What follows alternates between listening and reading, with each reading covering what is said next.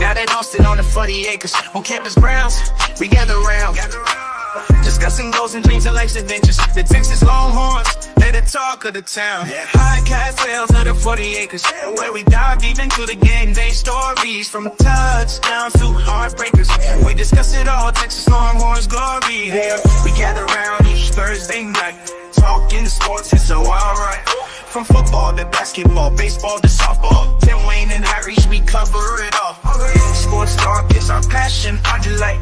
Thursday night at 8:30, we unite. We discuss the scores, the plays, the teams you might. Let's dive into the game, let's ignite. 12 conference champions.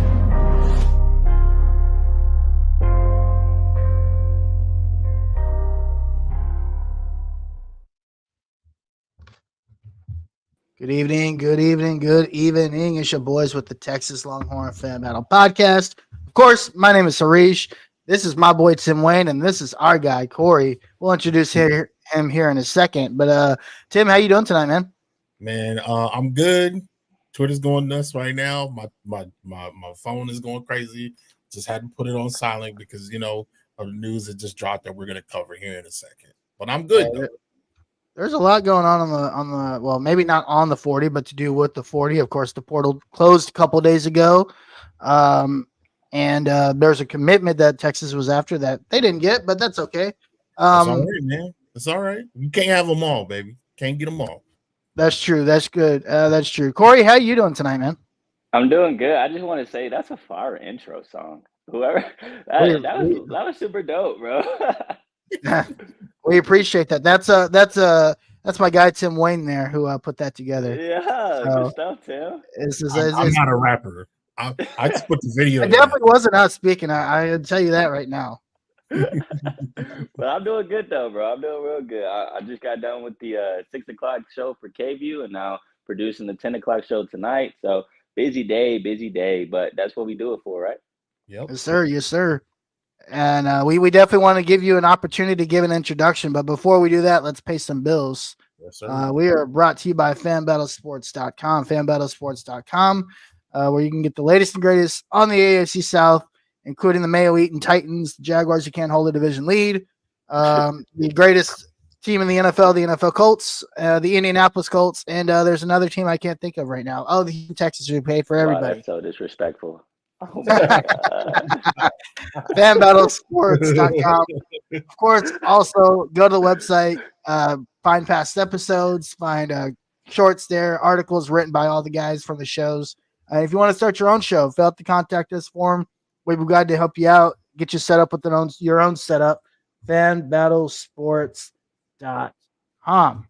Yes, sir. Of course, follow us on Twitter at LHFanbattle.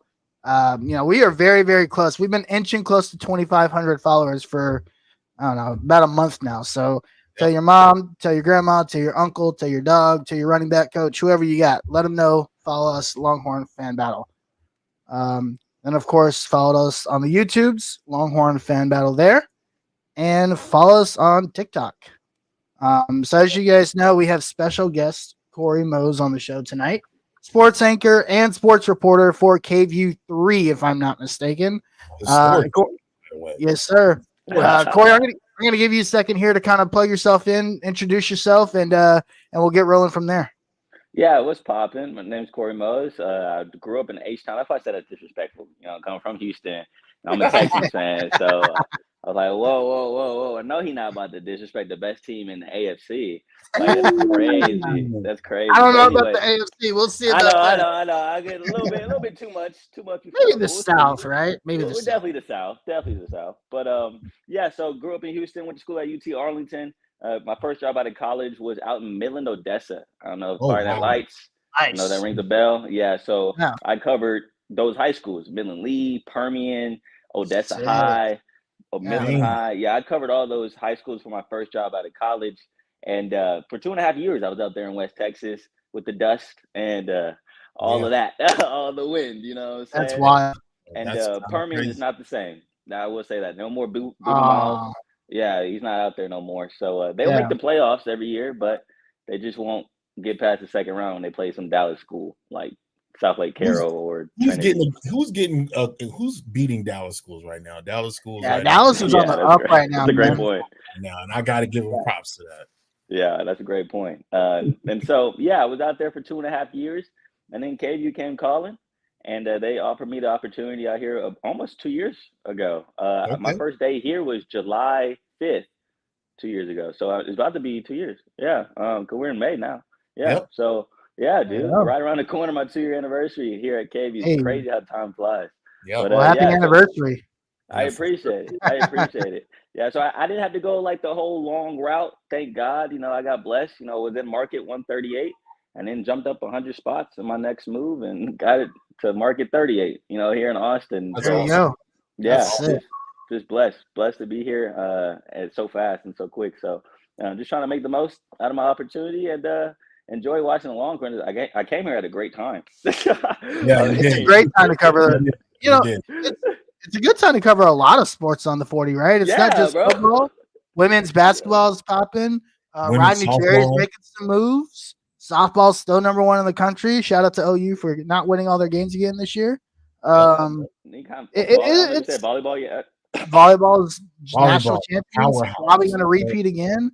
CDC's doing his thing, man. And when we knew what we were getting in CDC, we knew what he had done at TCU in order to help improve their program. And then just like, wow, the resources he has here and the ability of him to be able to take advantage of those resources. So things are really special right now. It's going really well for us, which is good because it's been so many years of mediocrity, if you will, right? So it's fun to see the success of the program right now. Let's talk some NFL draft, guys. What do y'all think? Loving that. One of my favorite weeks of the year. Yeah, for sure. I'm not going to cap. Like, definitely one of my favorite weeks of the year. This is probably my favorite NFL draft, probably in the last 15 years. But I mean, here's the thing, right? So Texas has 11 guys drafted. They sent 13 guys to the NFL Combine this year, right? Every guy gets drafted with the exception of Jed Bush and Ryan Sanborn, the punter. Mm-hmm. Looking at this draft class, and Cory, I'll start with you. Kind of what are your thoughts around this draft class overall altogether and on how things turned out and where everybody kind of landed? And is there a guy that kind of like landed in a situation that like, that dude set up the ball out today? Great questions. So yeah, I guess the first thing I would say is this class kind of described how this team has been over the last couple of years. It's all around, right? I mean, you got dudes going number 1 off the board in the running back position. Then you got another dude going number 1 off the board in the DT position. Like both sides of the ball got the best player in the draft at that position. And then you just throw in a dude that's the fastest ever in the NFL Combine and Xavier Worthy. And another guy who arguably I thought was a first rounder, Adonai Mitchell as well. Right. And so even the later round picks have a lot of value. I think of a dude like Keelan Robinson, who now is going to be utilized with these new kickoff rules in a way that maybe last year he wouldn't have been picked as high. And so I think that just shows how much talent this class really has because they can be utilized in so many different ways. And to say who was in the best position off rip, man, I want to throw out, of course, X, because when you have Patrick Mahomes as a quarterback and, of course, they need a deep ball threat. That's exactly what he is. And now he's able to show that speed with the coach that is going to set him up to be successful in Andy Reid. I like that situation for Xavier. It's funny, I was at his draft party and he mentioned this is something I've spoken to existence. He wanted to be a Chief. And so it was cool. It was cool for him to be able to accomplish that. But another guy that really comes to mind, Jonathan Brooks. I think he can go into Carolina and take over that starting running back role. I mean, I was able to he's put up to Xavier Worthy's draft party too. So I was able to talk to him off to the side. And he mentioned he'll be ready by training camp, ready to go. And funny enough, when I asked him, day 1 of the draft, what top 30 visit did you like the most or surprised you the most? I'm thinking he's about to say the Cowboys. I'm saying everybody loves the Cowboys, and that's what they all mocked him to was the Dallas Cowboys, and everyone's talking about, he's going to be a Cowboy. He said Carolina. He said Carolina. Yes, I kid you not. He said Carolina surprised me the most. It was fun. The coach, Dave Canales, now over there, was great to talk to. Great leader. and he just enjoyed the facilities. He thought the facilities were top notch. He said, I didn't think going to Carolina I would enjoy it as much as I did. And then the That's next cool. day, he gets picked by them. And Yeah. so I just thought that was a really cool moment for him to be able to low key speak that into existence a little bit, you know. And so Yeah, yeah, I for think sure. Jonathan Brooks is set up for success. Awesome. Tim, what about you? What did you think about the draft overall? Kind of who's set up for success in your mind? Let me just say, not to start off with the players, but let me just start out by giving Coach Sark his kudos, as well as the coaching staff. We had kind of been a laughing stock for a couple of years, well over 5, in regards to getting players to the NFL. A lot the running joke for a lot of other schools and how they recruit is, hey, you could go to Texas and you'll be primed and ready to play on a big stage, but are you going to be able to get drafted? And that was, I think, a lot of people believe that we weren't able to develop talent. But we've seen undrafted free agents, we've seen guys in historically in later rounds go off and do some great things. I think about the coach Tom Herman era. I think about what's my other guy? Can't think of him off the top of my Charlie head. Strong. Charlie Strong, and in the players that they've had, PJ, Quandre Diggs, things like that. These guys, they weren't drafted like super high, but they're like, there's some key components, there's some key players on their teams right now, currently on NFL rosters. And so, just to see where we were and what we had been in the past to, kind of coming back to that, says a lot. For me, I would see the best player. I mean, Xavier Worthy is kind of the top, but I'm gonna say Jordan Whittington. And the reason why I say Jordan Whittington is because you're gonna have Matthew Stafford, who's got a rocket of an arm. He's been in the league for a long time, so he's thrown to tons of different receivers. Right, he's thrown to arguably one of the best in Calvin Johnson. He's also got Cooper Kupp and Puka. Puka? I can't say that guy's name. Puka Nacua. Puka Nacua. Nacua. His last name is so hard to say. Puka Nacua. So he's going to be in a wide receiver room that's going to be really, really good, right? So he'll be able to come in. He'll be able to gain the experience from a Cooper Kupp on how to do things in the NFL. Puka is going to show him the ropes because he's only been there a year. So he'll still have somebody young, and he'll still have that veteran there. So he'll have the best of both worlds to me.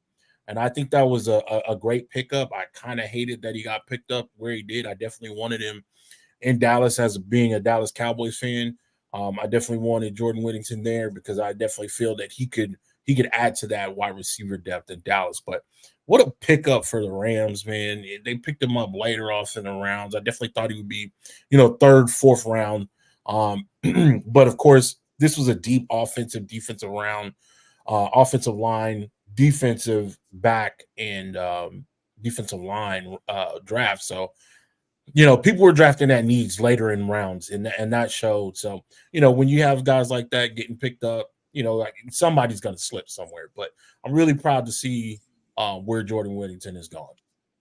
Can I piggyback on that real quick? Sorry. Yeah, go for it. Just want to throw in, you're right about the wide receiver room stacked, and he's able to learn from someone that's mature and then another dude that he can relate to. That just was arguably the offensive rookie of the year. And so the other thing that I liked the most about that pick for LA was the scheme fit.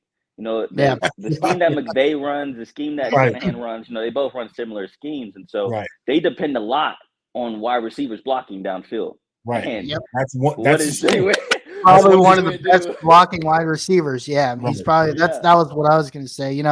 Jordan Whittington, I think, is set up for huge. He's going to make that team. I think he's the third best wide receiver in that room today. Yeah. And his blocking ability is going to put him over the top. He's probably the best blocking wide receiver in the draft. I don't know if there's one better. And shout out to Jordan Whittington, man. You take a look at where he was just 3 years ago, 4 years ago when he got here, constantly hurt, not getting it, being able to get over the hump. Right.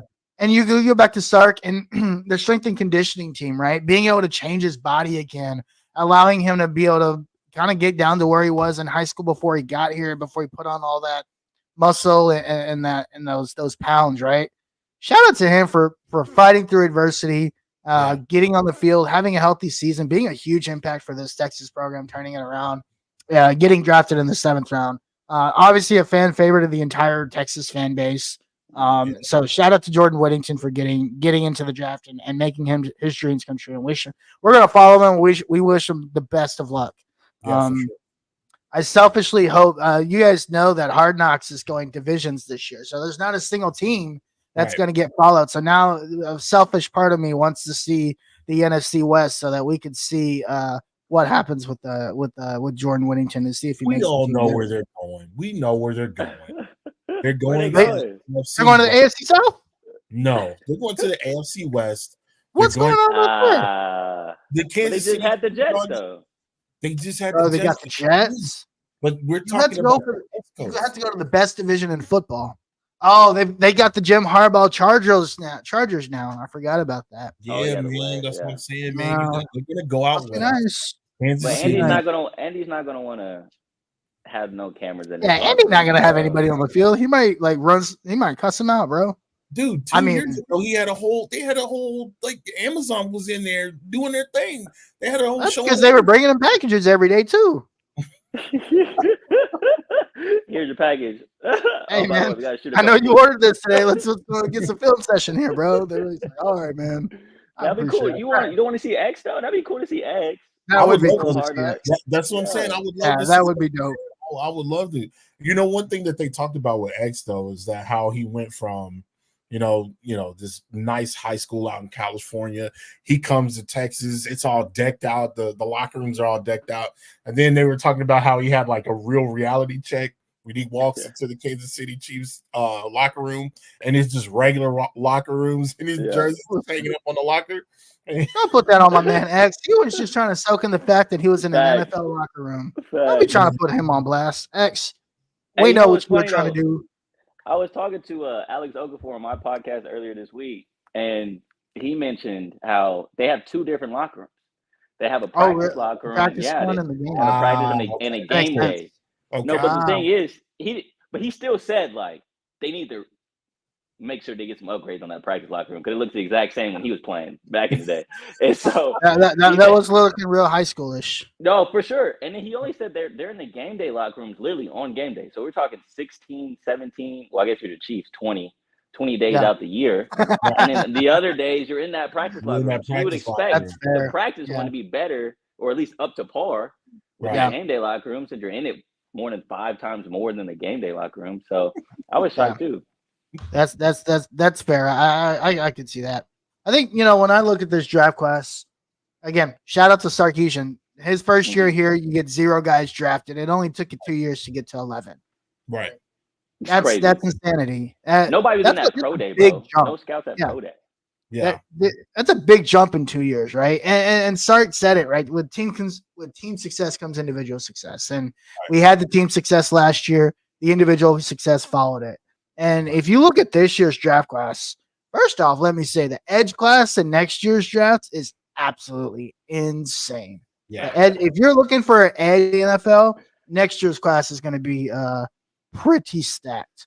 But I think, Texas is still going to have 13, 14, 15 guys that are probably going to get combine invites again next year. You take a look at some of the guys that are coming out. It's going to be a very, very good another good draft for the Texas program.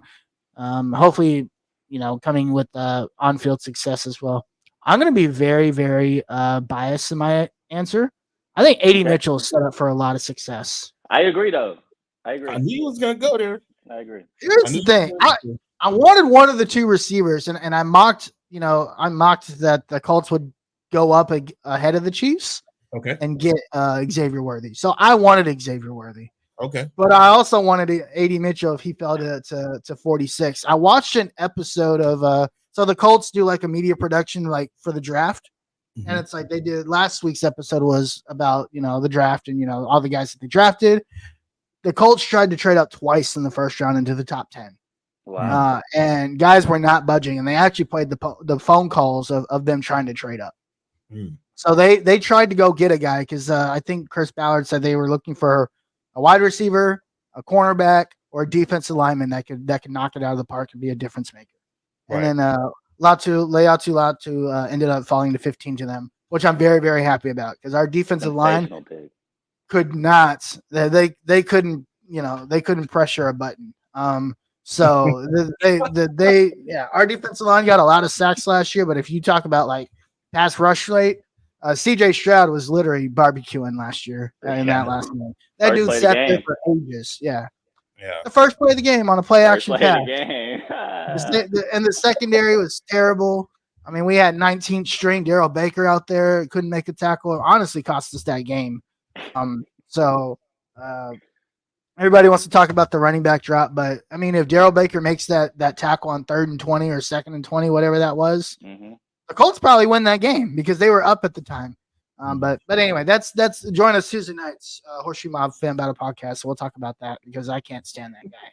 But AD Mitchell is going to come into a situation where he's set up to probably be the number 2 guy behind Michael Pittman Jr. Yeah. Very similar situation as kind of what Jordan Whittington is. You got MPJ there, veteran wide receiver, drafted the same round as you. The doubters, the same kind of things around here, right? You had the doubters. Jonathan Taylor was overlooked by a lot of running backs in his draft, and then finally got picked up in the second. So I think he's going to have a lot of personalities that mesh with them. A guy like Anthony Richardson that can get him the ball, especially on the deep route. AD Mitchell is a master when it comes to tracking the ball. We saw that many a times last year. 0 drops and 100 targets is absolutely insane. Yeah, that's amazing. That's an amazing stat. That's a really good young offense that's going to grow together. So I'm very excited as a Colts fan. I just pray to the quarterback gods up there to give us a healthy quarterback. But I'm really excited to see what AD Mitchell does for this group, and I think he set up. I also think, funnily enough, I think Ryan Watts is actually set up for a lot of success as well. You talk about long corner. You talk about the Steelers. What a mentality! The historical mentality they have. Yeah. When he got drafted, I was kind of upset. Now we know what the lasting impression of Ryan Watts, barbecue chicken, man, But at the same time, it's like, man, to find a corner, Ryan Watts wasn't bad all year. Let's make that. He wasn't to 2 bad games minimum, where it was just, and he was hurt throughout the year. He just got hurt. Yeah. And the times of struggle, like we really just didn't know what we were doing, and you can see that as a defense. It wasn't just him. It was the entire defense at one point that had like a little bit of a sluggish, a skid or whatever. But for him to get drafted to the Steelers, where they are known to make these corners and develop these corners, I would not be surprised in a couple of years that guy is either the number 1 or the number 2 corner on that team. I would not be surprised at that. I just the way that they develop defensive play, they're just known to do that, And so when you have another coaching staff like that is a legendary type of coaching staff to get in there and they develop these young defensive players, I mean, the only way is up, for Ryan Watts for sure. Yeah. He makes the transition to safety, which I wish he made the transition. Yeah, that's what I'm about to say. Texas.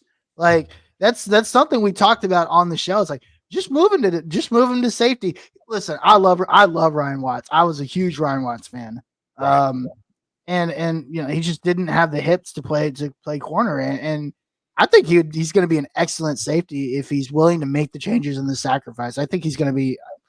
I think he ended up in a great situation, coaching wise and development wise. Right. He has the physical traits to be amazing. Oh yeah, for sure, absolutely. How tall is he? Like 6? I think 6'3". 6'3". 4? God, that's crazy. No, but that I will go back to your point though with the Adonai pick. That scared me as a Texans fan, just because now you got a double MPJ, right? And so Adonai's getting this one-on-one coverage, which we seen last year during the season when he gets one-on-one. Ask TCU, You know, That's a like wrap. it's a wrap. So that's low key scary. You know, as a Yeah. Texans fan, to know that the coverage will be pushed to MPJ and Adonai has that 1-on-1. So I think it's a perfect situation for him, man, because Yeah. Anthony Richardson, he's gonna throw that mug. Yeah, He's he gonna can throw throw it it. up. Oh, he's gonna throw it. I He gonna just throw hope he stays healthy. I Yeah. just want a healthy QB season in Indianapolis. It's been, I mean, we haven't had a QB play a full season in almost 10 years at this point. Yeah, So it's been a long time. it's been a long time. It'd be nice to get a healthy QB. If we can do that, I think the Texans and Colts are going to do they're going to battle this year for sure, as they always do, right? It doesn't matter how bad either team is; Yeah, those two teams they battle, right? Epic And battles. so I know we split almost every year. We tie sometimes because we get bored of trying to score. Yeah, I mean we do all the things, so it's a fun rivalry. So I'm excited to see it go into this next phase and next era. But let's move on. I know Cory, you've only got a few minutes. I just want to quickly talk about Dominic Williams. So before the show started, Dominic Williams, the big defensive tackle from TCU, he commits to Oklahoma. There was a lot of earlier this week we tweeted, it's between Texas and Missouri, and then because he went to Oklahoma, came to Texas, had a great visit. He has a handler who's his uncle, who's been tweeting out pictures of everything that he could see. Nice dinners from Texas, some buffet or whatever. Yeah, whatever. He showed us Bo Davis's office, which probably looks like mine. He showed us a lot of different things. This was an interesting recruitment. Tim, what do you think overall about this recruitment, and what do you think about the results of it?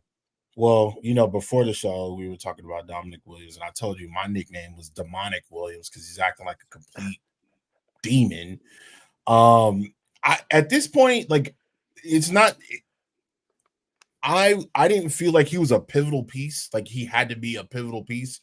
And we talked about this at nauseum. Like if he was to come, he's coming to add depth, right? He's adding depth. He's adding experience, which we know he can play. He's very good. I wouldn't say he's this all elite defensive tackle. Now, if he was elite and he was the top defensive guy, the defensive tackle in the nation, then I would feel a little ways about it. But I just don't feel like we lost something major. So it doesn't sting as much as it would if it was somebody bigger. If it was a Byron Murphy or something like that, and he was in the transfer portal and we lose out on him, then that's major. That would suck, yeah. But yeah, that would suck. But it's not. He's not that. Does he have the opportunity to be? Absolutely. Again, especially playing, committing to OU, he's definitely going to have the opportunity to do that because he will be the starter. I don't think he was guaranteed the starting position at Texas. I think they were saying, "Hey, you can come in. We know what you can do. We want you to compete for the first for that starting role." But I think that was a turnoff as well. So I think what ended up happening, he just went to the school to say, "Hey, you're going to start. We're going to give you a significant amount of money, and we want you to come in and play immediately." That's a good point. Cory, what about you? I mean, you think about the NIL, and this is kind of what NIL has come down to, right? These are the types of battles that are going to continue to happen, and they're just going to get bigger and bigger. What are your thoughts on this whole process here this week? Yeah, I don't think Texas wanted to really set the market when it comes to trying to get a dude like this. I think they had their little plot of money that they were willing to give up. I thought the videos that he showed, I'm like, man, Texas low-key spending a little bit of money on them. You know what I'm saying? Yeah. Because nice little car out front, nice little dinner.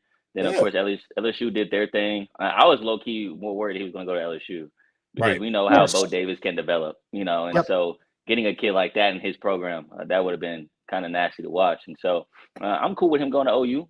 I think it's a good fit. Like you say, he's going to have a chance to start. But this is the new NIL, right? Like, it's like, how much money you can give me? That's just the way it goes. How can you flaunt me around, and do you really want to pull out all the stops for me? Because I saw what you did with old boy last week, and so I think, honestly, the bigger loss to me was that kid from UCLA. I think everyone didn't expect him to go back to school. No, that hurt. Now that one hurt. That hurt. That hurt. Yeah, This that one did hurt. Your younger brother gets offered at the spring game. He gets the offer to come to Texas, and you still And then you just go home, bro. Come Oh on, my man. God. We were at the spring game. That breaks across Twitter. Everybody's going nuts, like, oh, snap. Look. And he still doesn't. So he doesn't show. He doesn't commit. I was like, all right. That's a guy that would have been a difference maker. For sure. Exactly. Now we talking about difference makers. Listen, I think Dominic Williams is very good. I think he's. I don't know if he's elite. I don't know if is he Mason Graham. I don't think so. Mason Graham obviously is on a different level, right? And then if Mason Graham entered the portal. Hey man, Texas 2, 3, what? If Texas really wanted to give it to him, they could have given Dominic Williams the money that he wanted. Let's not kid ourselves. Yeah, exactly. They didn't want to set the market. Come down to they didn't have it. Yeah, but when we're still in the early days of NIL, and so we want to make sure that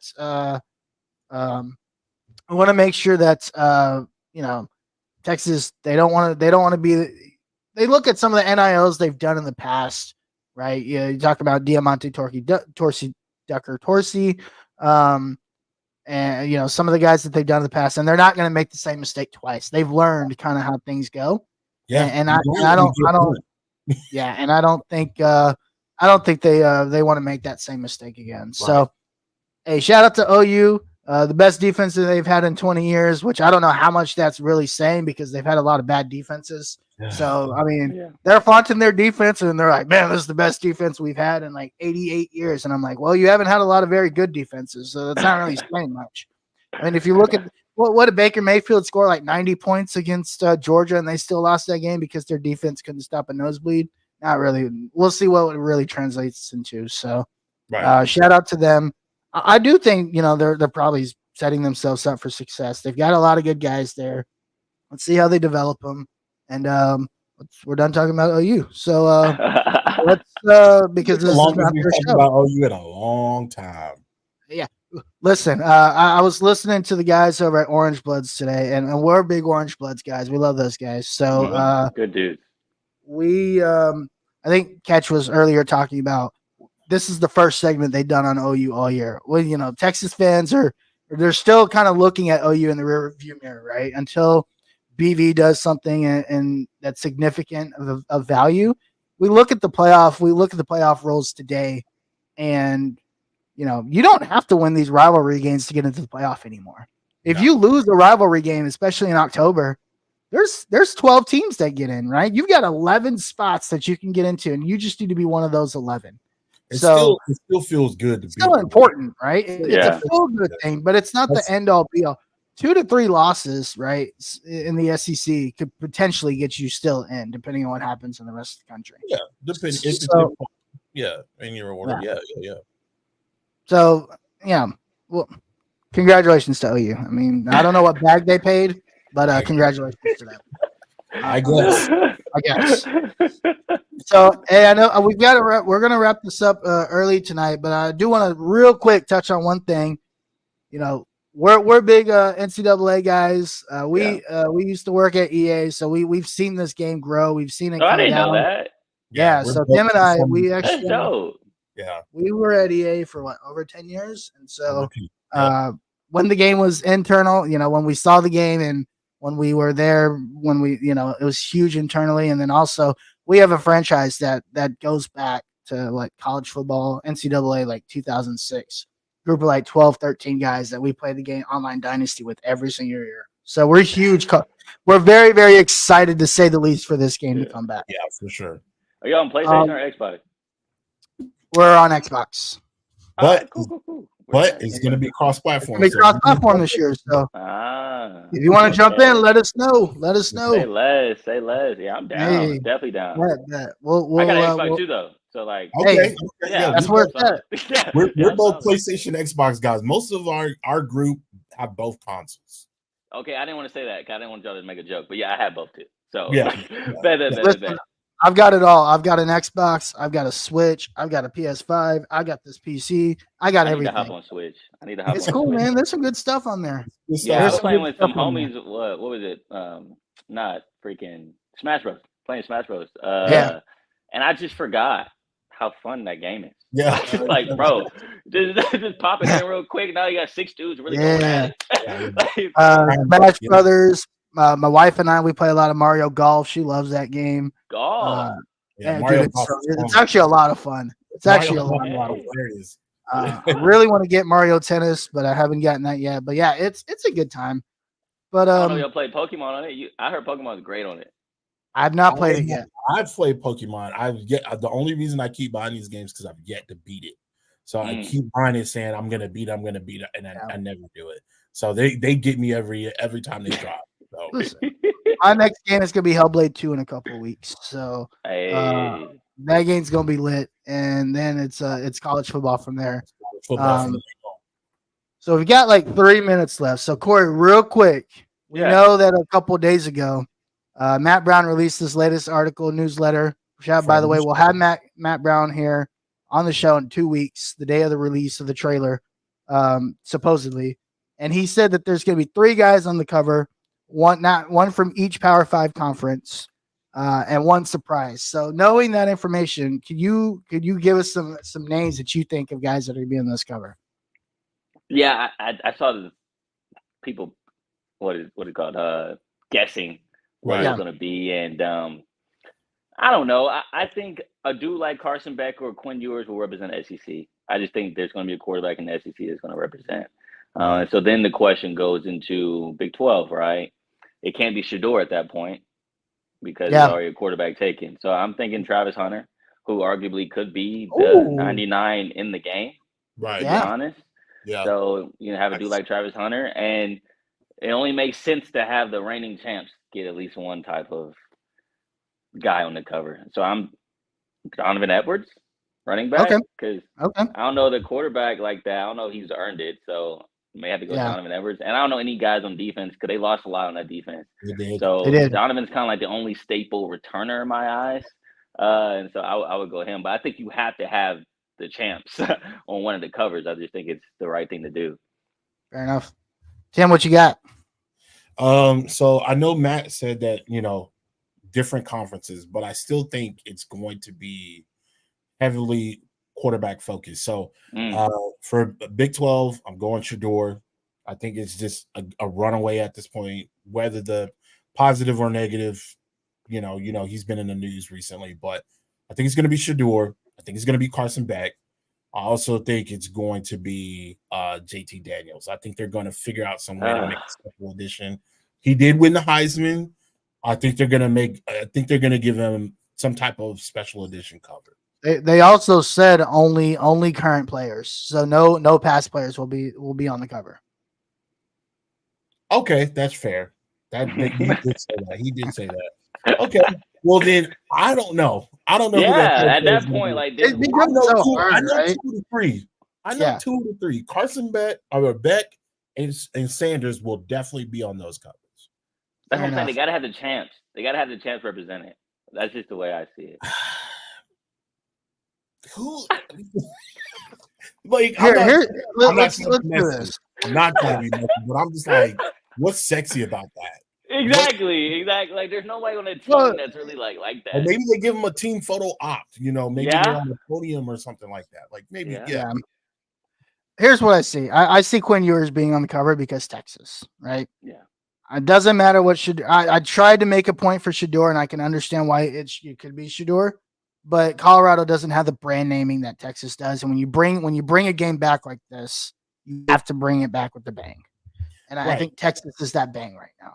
I think Texas is that thing, and I get what you're saying, but what you also want to get is you want to get the casual player.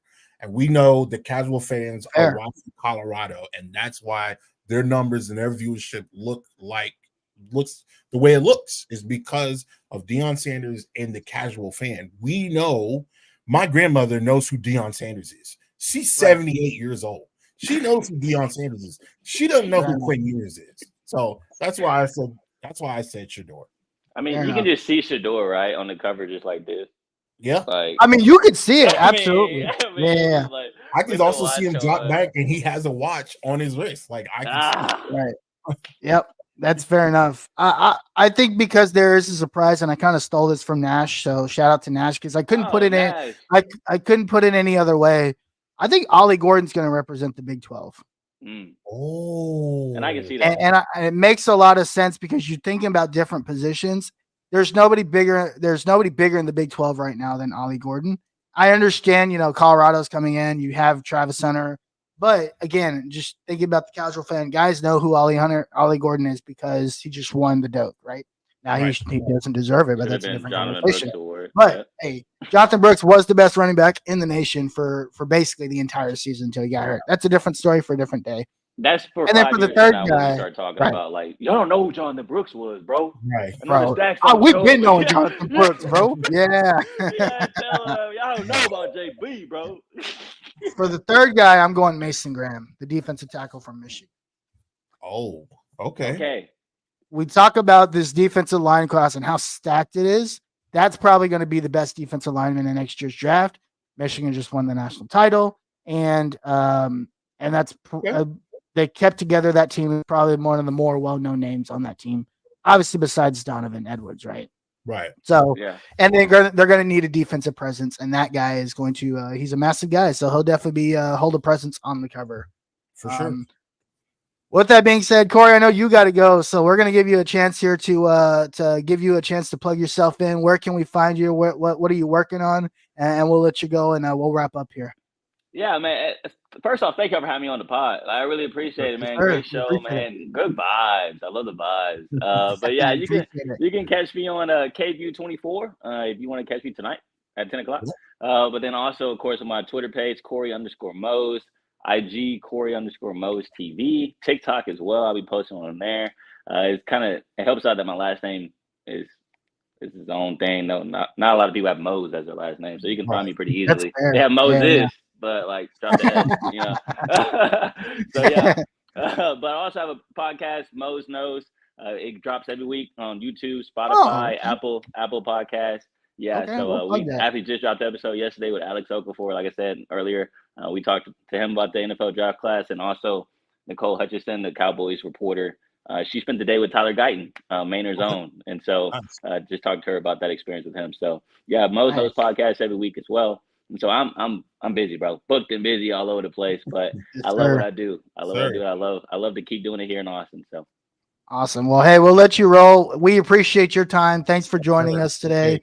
We'd love to do this again in the future. So, whenever you want to jump on, just let us know, and we'll be glad to have you again. Yeah, you got my number, bro. Baseball, softball, whatever. Any type of season, dog. I'm ready to talk, dog. Always. Hey, well, we got the NCAA tournament coming up, so we'll hit you up for some baseball stuff. Bet, and hit me up for this dynasty whenever the game. I'm about it. I'm about it for sure. Yes, sir. We will do that for sure. Just don't take my players in the transfer portal. What's up? Just don't take my players in the transfer portal. Hey, no promises, bro. No promises. I might go steal some players right off rip. So, but I can't make some promises. Say less. All right, y'all. Hey. Have a good night. Hey, man, you have a good one. All righty, Tim. Let's wrap things up here. Where can the people find you? You can find me at Tim Wayne, man. Like I said, or like you said, rather, we're less than 2 weeks away, man. It's coming close. We got another week and a half to really, really focus and get ready for that NCAA trailer. College football trailer. We're rolling into somewhat of a dead zone, a dead period. But there's still tons of news. There was just some information that dropped a couple hours ago in regards to the college football playoff. We'll cover that next week. But you can find me at Tim Wayne on Twitter. Of course, Longhorn Fan Battle. I'm not the guy that's talking trash. I usually talk more just strictly, football, and Longhorn sports in general. But my man over there, right over here, is the guy that likes to talk the cash money, and he's backing it up. So, I just kind of sit back and just kind of look and see what's going on. Hey, you can find me at the Uncle Gandhi. I don't talk any trash on Twitter. I'm the nicest guy you'll ever meet. My name is Gandhi, after all. How can I cause violence? It doesn't make sense. Your Twitter handle is so good because it is the complete opposite of what you do. You know what's funny? How I came my handles. You should just be my name because I didn't know what to put. Right. And then this guy I used to work with at Hollywood Video back in the Game Crazy back in the day. Man. He's like, you know what? You should be Uncle Gandhi. And I was like, why? Because you're kind of an asshole. And I was like, okay, though. And I was like, oh, and Gandhi wasn't. That makes a lot of sense. Awesome. And so I ran with it. I ran with it, and it's kind of stuck since. So shout out to my guy Trevor, who's probably not watching this, but shout out to him. Thank you for giving me my name and my identity on the interwebs. So, but you can find me at the Uncle Gandhi. You can also find us both on Long Hair and Fan Battle. Make sure you read what you type, and I will do the same between now, then, and then meantime, and in between time. My name's Tim. My name is Harish. This is my guy Tim Wayne, and we out. Joe Gabriel. Go home, touchdown like an end zone.